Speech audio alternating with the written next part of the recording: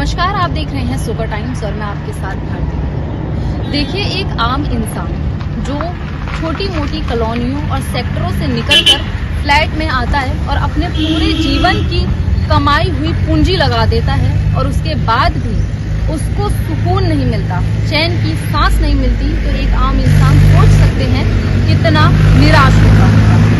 देखिए, आज हम पहुंचे हैं ग्रेटर फरीदाबाद और आपको हकीकत दिखा रहे हैं कि जो हम सोचते हैं कि भाई जो फ्लैट में रहते हैं लोग वो बहुत खुशी से रहते हैं, बहुत आराम से और सुकून से रहते हैं, लेकिन हकीकत कुछ और ही होती है। जो लोग अपनी जीवन की पूंजी लगाकर फ्लैटों में पहुंचते हैं, उनसे पूछा जाए तो वो अपनी आपबीती बताते हैं कि वो कितना निराश हैं और कितना खुद को ठगा हुआ महसूस कर रहे हैं। देखिए, आज हम ग्रेटर फरीदाबाद पहुंचे और यहाँ की लगभग सोसाइटियों में हमने जाकर देखा कि लोग वहाँ कितने खुश हैं और कितने नाखुश हैं। देखिए, आज हम पहुंचे हैं डिस्कवरी पार्क सोसाइटी में, पार्क फ्लोर 2 सोसाइटी में और पार्क ग्रैंडोरा सोसाइटी में। वहाँ के लोगों ने बताया है कि किस तरीके से जो बीपीटीपी बिल्डर है वो उनको ठग रहा है।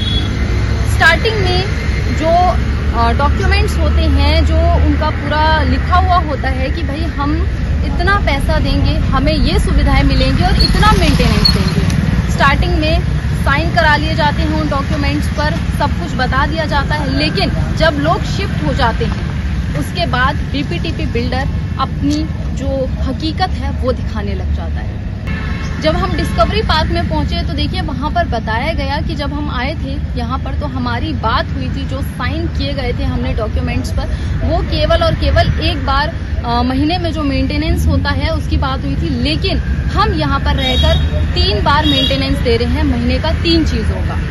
देखिए, वहाँ पर इलेक्ट्रिसिटी की प्रॉब्लम है, वहाँ पर जो इलेक्ट्रिसिटी बिल है वो मनचाही ढंग से बीपीटीपी बिल्डर जो है वो मनचाही ढंग से वसूल कर रहे हैं।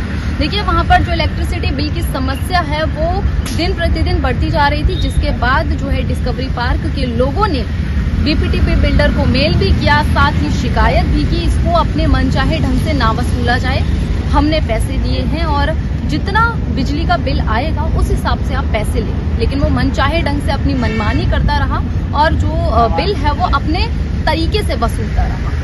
देखिए, जो इलेक्ट्रिसिटी बिल है वो यूनिट के हिसाब से होता है। यदि आप 100 यूनिट आपकी आ रही हैं तो 100 यूनिट आने के बाद जो यूनिट है वो 3 रुपए लगती है, या सपोज कर लीजिए 200 आती है तो 4 रुपए लगती है, और 300 यूनिट आती है तो 5 से 6 लगती है, लेकिन 6-6.5 रुपए प्रति यूनिट जो है बीपीटीपी बिल्डर जो है वसूल कर रहा है अपने तरीके से। साथ ही आपको बता दें, पार्क फ्लोर 2 की बात की जाए तो वहाँ पर बहुत सारी समस्याएं हैं। देखिए, सबसे पहले जो है लिफ्ट की समस्या, जो वहाँ पर लिफ्ट लगी हुई है वो कम से कम 15 साल पुरानी है, और वो जो लिफ्ट 15 साल पुरानी है वो पुराने जमाने की लगी हुई है। जो पहले शटर खोलते थे लेफ्ट से राइट, वैसी वहाँ पर लिफ्ट लगी हुई है, 15 साल पुरानी है, लेकिन सरकार के अनुसार 15 साल के अंदर जो है लिफ्टों को बदल देना चाहिए, लेकिन वहाँ पर बदली भी नहीं गई है। साथ ही कुछ लिफ्ट वहाँ पर खराब भी हैं। आप अंदाजा लगा सकते हैं कि मेंटेनेंस देने के बाद भी अगर सुविधाएं नहीं मिल रही हैं तो कैसा महसूस करते होंगे। देखिए, कॉलोनियों से निकलते हैं, अपनी जीवन भर की पूंजी लगा देते हैं, पैसा भरते हैं, वहाँ रहते हैं, साथ ही मेंटेनेंस भी देते हैं। देखिए, आप किराए पर रहते हैं, आमतौर पर 5,000, 10,000, 12,000 रुपए आप किराया भरते हैं, लेकिन अपना घर खरीदने के बाद भी, पैसा भरने के बाद भी उस किराए के बराबर आप मेंटेनेंस दे रहे हैं महीने में, लेकिन उसके बाद भी आपको सुविधाएं नहीं मिल रही हैं। सोच सकते हैं कितने निराश होंगे फ्लैट में रहने वाले लोग, जिनको हम ये सोचते हैं कि वो बहुत खुश हैं। साथ ही आपको पार्क फ्लोर 2 की दूसरी समस्या बताते हैं, पार्किंग की। देखिए, पार्किंग की बात करें तो जब वो स्टार्टिंग में आए थे तो उनका जो एग्रीमेंट था, जो साइन किया गया था, वो हर फ्लैट में जो है एक जो एरिया दे दिया था घर के सामने, उनके फ्लैट के सामने, कि आप अपनी कार या बाइक या जो भी है यहाँ पर पार्क करेंगे। लेकिन अब जो है वहाँ पर जैसे जैसे आबादी बढ़ती जा रही है वैसे वैसे पार्किंग की समस्या भी बढ़ती जा रही है। देखिए, अब स्थिति ऐसी बन गई है कि पार्किंग की जगह पर अपनी पार्किंग ना लगाना, यानी कि अपनी कार वहाँ खड़ी ना करके सड़क पर, यानी कि उसके सामने सड़क पर ही अपनी गाड़ी और बाइकों को पार्क करना पड़ रहा है लोगों को। जो जिस चीज के हम पैसे दे रहे हैं उसी की सुविधा नहीं मिल रही है, यानी कि बीपीटीपी जो बिल्डर है वो अपनी मनमानी किस किस तरीके से कर रहा है, किस किस तरीके से पैसे वसूल कर रहा है लोगों से, और लोग भी मजबूर हैं, क्योंकि ये कोई किराए का मकान नहीं है कि आप महीने का किराया देंगे और अगले महीने वहां से खाली कर देंगे। आपके एग्रीमेंट साइन हुए हैं, आपने पैसा भरा है, प्रॉपर पैसा दिया, अगर आप जाते भी हैं तो भी आपका पैसा आपको वापस नहीं किया जाएगा। इसलिए लोग मजबूर हैं, उनको वहां पर रहना पड़ रहा है और पैसे भी भरने पड़ रहे हैं, क्योंकि ये अब उनकी मजबूरी बन गई है। साथ ही तीसरी समस्या की बात की जाए पार्क फ्लोर 2 में, तो वहां पर कुत्तों को लेकर काफी समस्या है, क्योंकि जो डॉग लवर्स है, जो कुत्तों से बहुत प्रेम करते हैं, वो लोग जो है कहीं पर भी खड़े होकर कुत्तों को खाना खिलाने लग जाते हैं। देखिए कई मामले सामने आ रहे हैं कुत्तों के काटने के, तो ऐसे में जो लोग हैं, जो छोटे छोटे बच्चे, कई बार आपने देखा होगा कि जो डॉग लवर्स होते हैं वो अपनी सोसाइटी में, अपने फ्लैट में डॉग्स रखते हैं, और कई बार देखा गया है कि बच्चों को लिफ्ट के अंदर भी काटा गया है, बाहर भी काटा गया है। ये समस्या पार्क फ्लोर 2 में काफी समय से है। उन्होंने शिकायत भी करी है कि सरकार इस पर एक्शन ले, बीपीटीपी बिल्डर है वो एक्शन ले, अलग से उनके लिए कोई शेड बनाया जाए, अलग से रखा जाए, ताकि बच्चों और बुजुर्गों को, युवाओं को कोई समस्या वहां पर ना हो, क्योंकि समस्याएं जो है लगातार चलती आ रही हैं। लेकिन बीपीटीपी बिल्डर जो है एक बहुत बड़ा नाम हो गया, बहुत बड़ा इंसान हो गया, या बहुत बड़ा जो ग्रुप है वो हो गया, जो आम जनता की सुनने को तैयार ही नहीं है। उसने एक बार फ्लैट बेच दिया, फ्लैट दे दिया आम जनता को, उसके बाद दूसरी बार आकर वो देखता ही नहीं है कि लोगों को क्या समस्या है। लोगों का कहना ये भी है कि हम इतने मेल करते, इतने मैसेजेस करते हैं, उसका कोई आंसर आता ही नहीं है, कोई सुनवाई होती ही नहीं है। साथ ही आपको बता दें, तीसरी सोसाइटी पार्क ग्रैंडोरा में जब हम पहुंचे तो वहां को लेकर भी काफी समस्याएं हैं। जब वो यहाँ पर पहुंचे थे तो ज्यादातर जो लोग हैं, उन्होंने कहा कि जब वो यहाँ पहुंचे तो क्लब यहाँ पर बनाया गया था, उसको लेकर लोग जो हैं ज्यादा आकर्षित हुए थे और यहाँ पर फ्लैट लेने के लिए पहुंचे थे। काफी पैसा लगाया उन्होंने, अलग से पैसे भी दिए थे क्लब को लेकर, 50,000 रुपए ईच पर्सन, यानी कि हर इंसान ने, हर व्यक्ति ने अपने फ्लैट का दिया था अलग से। लेकिन जब वो क्लब की बात की जाए तो क्लब वो जूझ रहे हैं, सिर्फ किन समस्याओं से वो जूझ रहे हैं। बीपीटीपी बिल्डर देखिए मेंटेनेंस के नाम पे हमसे काफी हैवी चार्जेस हमसे लेते हैं जी। वैसे जनरली अगर आप देखेंगे किसी भी अच्छी सोसाइटी में या जेन्युइन सोसाइटी में जी, तो नॉर्मली एक चार्ज आता है मेंटेनेंस का। उस चार्ज के अंदर आपका common area, electricity bill, club के चार्जेस सारे उसी के अंदर होते हैं। बट आपको शायद सरप्राइज होगा, हमारे यहाँ पे 3 तरह के बिल आते हैं। क्लब एरिया का चार्ज अलग हमसे लिया जाता है, कॉमन एरिया का इलेक्ट्रिसिटी का बिल हमसे अलग लिया जाता है, और मेंटेनेंस के चार्जेस हमसे अलग लिए जाते हैं। और वो मेंटेनेंस के चार्जेस भी अगर आप उसको कंपेयर करेंगे आसपास की किसी भी अच्छे से अच्छी सोसाइटी से या इस लेवल की सोसाइटी से, तो उनसे भी ये ज्यादा है। अच्छा। इसके लिए हम लोग बहुत टाइम से अपने सवाल कर रहे हैं, इनसे मीटिंग कर रहे हैं, मेल भेज रहे हैं। पहले तो ये लोग मेल का तो कोई जवाब ये लोग देते रहिए, पीपीटी पे आप कितना भी मेल करते रहिए, कोई आंसर इनका मिलता नहीं है। और अब इनसे बात कर रहे हैं तो इनका कहना होता है कि जी हमारी सोसाइटी तो मतलब सो कॉल्ड सबसे प्रीमियम है, सबसे लग्जरी सोसाइटी है, ऐसा इनका कहना है। तो इलेक्ट्रिसिटी बिल भी हमसे काफी कोई ये गवर्नमेंट के हिसाब से इलेक्ट्रिसिटी बिल नहीं चार्ज करता है। 4 साल से हम लोगों से ये 6.5 रुपए यूनिट के हिसाब से हमसे फ्लैट हमसे पैसे ले रहे हैं, लगातार हमसे लेते चले जा रहे हैं। हम लोग भी इनको बोल रहे हैं, बीपीटीपी के जितने भी सोसाइटीज हैं, हाई राइज हो या प्लॉटेड हो, वो सभी लोग इनसे परेशान हैं और सभी लोग कहीं ना कहीं अपने अपने तरीके से समस्या को रेज कर रहे थे शासन प्रशासन के सामने भी पिछले 3-4 सालों से। और अभी शासन से इनके ऊपर आदेश हुआ है, चंडीगढ़ से ऑर्डर पास हुआ है इनके लिए कि इनको जो DHBVN जो हरियाणा, दक्षिण हरियाणा जो बिजली वितरण निगम है, उसके अकॉर्डिंग ही ये इलेक्ट्रिसिटी का बिल रेज करेंगे और पैसे लेंगे। तो पहली बार इन्होंने, आपको शायद जान के सरप्राइज होगा कि मार्च के महीने का भी हम लोगों को जो बिल इन्होंने भेजा है वो इन्होंने पहली बार गवर्नमेंट के हिसाब से भेजा है। उसमें भी इन्होंने थोड़ी मोड़ी त्रुटियां करी हैं अपने प्रॉफिट के बनाने के लिए जी। तो पहली बार इन्होंने भेजा है। अब हम इनसे बात कर रहे हैं, इनसे बोल रहे हैं कि भाई आप ये गलती कर रहे थे, आप ये गलत काम कर रहे थे, आप हमारी बातें नहीं सुन रहे थे जी। जब शासन ने आपको आदेश दिया तो उसके बाद आपने अपने बिल को करेक्ट किया, बिल को आपने करेक्ट किया, इसका मतलब है कि आप कुछ गलत कर रहे थे। तो हमसे जो 4 सालों में आपने एडिशनल पैसे लिए हैं, एक्स्ट्रा चार्ज हमसे लिया है, वो सारे पैसे हमको वापस कीजिए। भाई या तो आप गलत नहीं कर रहे थे और या आप गलत कर रहे थे, तो अगर आप गलत कर रहे थे तो मेरे पैसे वापस करिए, हम सारे निवासियों के पैसे वापस करिए। और नहीं तो बोलिए कि हम बिल्कुल सही चार्ज ले रहे थे, 6.5 रुपए यूनिट जो हम आपसे चार्ज कर रहे थे, बिल्कुल चार्ज कर रहे थे, वो हमारा अधिकार है। ये अभी वसूली कर रहे हैं, इससे पहले भी अलग अलग बिल बनाकर आपको भेजे जाते थे और वसूली करते थे? नहीं, ये तो शुरुआत से ही चल रहा है मैडम, हमेशा से ही। हाँ, ये तो पहले दिन से जब हम लोग ने यहाँ पर 2020 में हम लोग यहाँ पे शिफ्ट हुए हैं, ज्यादातर लोग 2020 में ही शिफ्ट हुए हैं, आपको पता है, अलग अलग महीनों में, मान लीजिए कोई जनवरी में आए, कोई फरवरी में आए, तो अलग अलग महीनों पे आते गए। जब से जो भी आदमी सोसाइटी में आया रह रहा है, तभी से पहले दिन से ये सारा चीजें हम लोग झेल रहे हैं, हम लोग बर्दाश्त कर रहे हैं। जब आपने लिया था तब कोई ऐसी बात हुई थी आपकी इससे रिलेटेड? नहीं, तब तो हमारी कोई ऐसी बात नहीं हुई थी, तब कोई बात नहीं थी, हमारी कोई ऐसी बात नहीं हुई थी। और हमारा तो ये था कि भाई ना हम लोगों को ऐसा अनुभव था, एक्सपीरियंस था, आदमी अपनी मेहनत की कमाई, देखिए एक मध्यम क्लास आदमी एक ही घर बना पाता है जी। ठीक है जी, ज्यादातर तो एक ही बना पाते हैं, अब किसी के पास में हो जाता है तो मान लीजिए कुछ एक आध और बना लिया।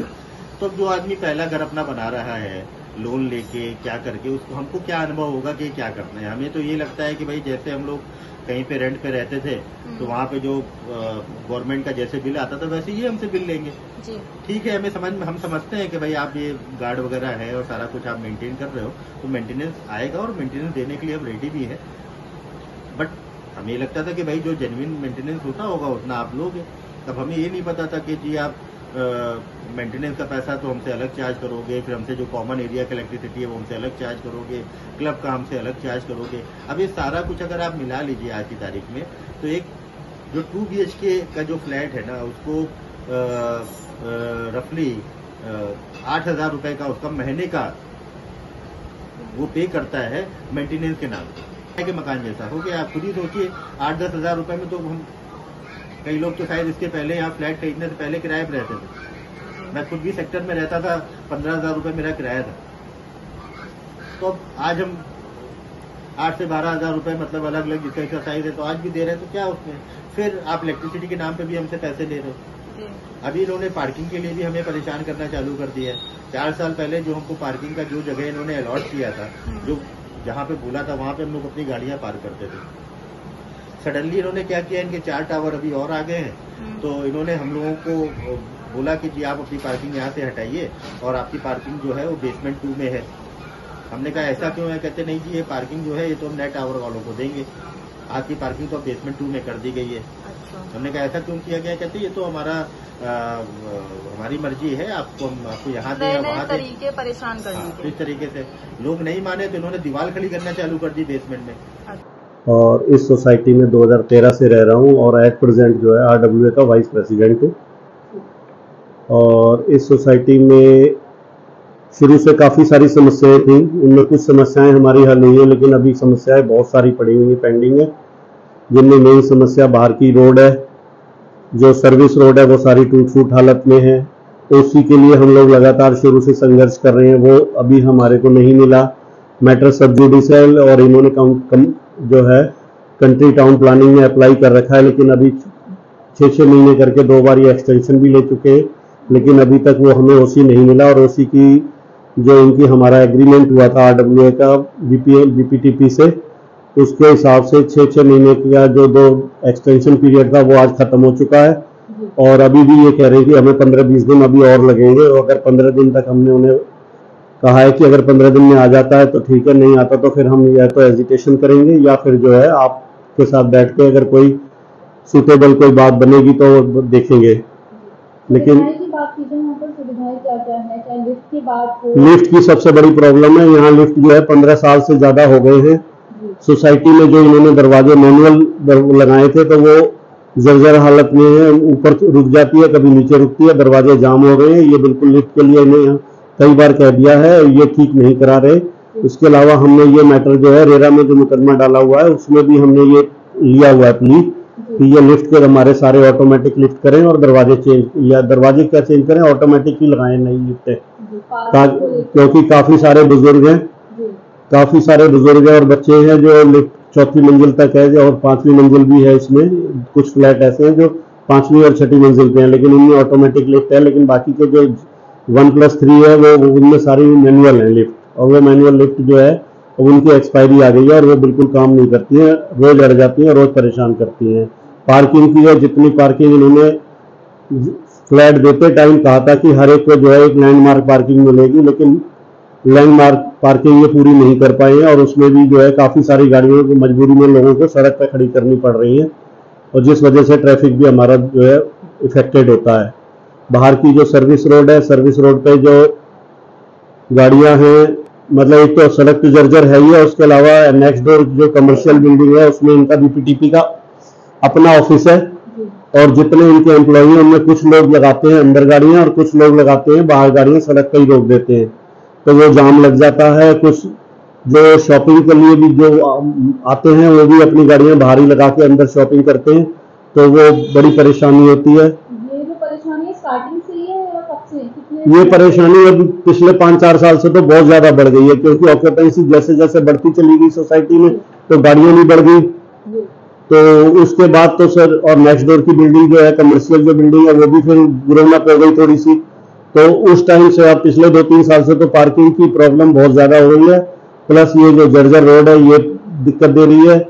अच्छा, कुत्तों की भी प्रॉब्लम है इस सोसाइटी में। हमने कई बार जो है मंत्री जी से भी कहा ना, अपने लोकल एमएलए मिस्टर राजेश नागर जी, उनको भी रिक्वेस्ट की है कि कोई इनका जो है स्क्लैटर हाउस टाइप बनाया जाए जिसमें जो है ये कुत्तों वगैरह का शेल्टर होम बने, ताकि मतलब ये कुत्तों से निजात मिले, क्योंकि वो कुत्ते इतने हिंसक हो गए हैं, कभी बच्चों को कभी बुजुर्गों को बिना लाठी ये कोई चल नहीं सकता और उनके ऊपर एकदम झपटा मार के जो है उनको इंजर्ड कर देते हैं। सोसाइटी में ही रहते हैं और वो उनको हमने कई बार कहा है और जबकि हम उनको हटाने की कोशिश करते हैं तो कुछ जो है डॉग लवर है जो सोसाइटी में उनको खाना खिलाते हैं और वो जो है कंप्लेंट कर देते हैं पुलिस में भी कुत्तों के साथ अत्याचार हो रहा है, जबकि गवर्नमेंट की ड्यूटी है कि इन कुत्तों को एमसीएफ की ड्यूटी है कि एमसीएफ के माध्यम से इन कुत्तों को यहाँ से हटा के किसी ऐसी जगह सेफ लगाए ताकि जो है सोसाइटी के लोगों के साथ कोई दिक्कत ना आए। बीपीटी जो है आपसे किस किस तरीके से वसूली कर रहा है?